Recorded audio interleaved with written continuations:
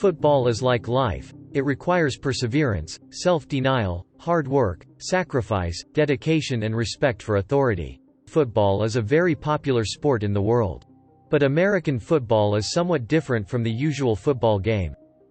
Looking back at the history of American football, the origins of modern American football lie in the football games played in European cities long before America was colonized by the Europeans.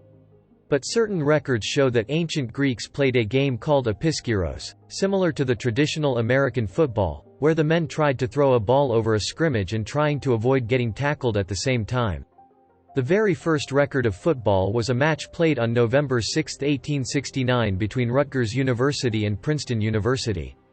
The game was played using a round ball and a set of rules which was suggested by the captain of the Rutgers team, William J. Leggett.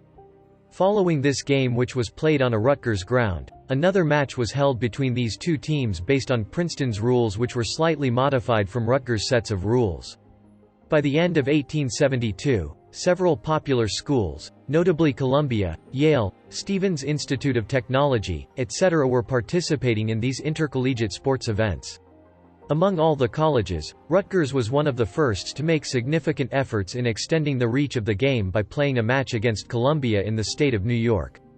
The fact that this game is a notable one because it is the first match in the history of American football which ended up in a tie. On October 18, 1880, the father of American football, Walter Camp, made a revolutionizing change in the rules of the game.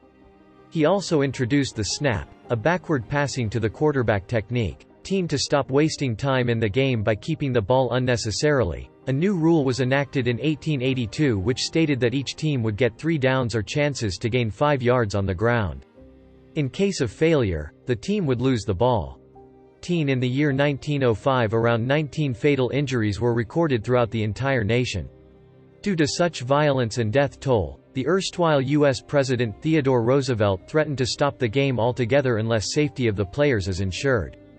Around 62 colleges and universities sat in a conference to discuss changes that resulted in the formation of Intercollegiate Athletic Association of the United States, later renamed as National Collegiate Athletic Association (NCAA). The professional era came into existence in the 1920s with the formation of the National Football League (NFL) to create professional teams for playing the game.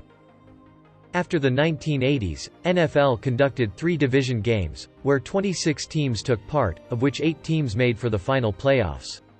By 2002, professional football has reached its peak, making an immense impact on American youth and paving the careers for some of the star football players known to us.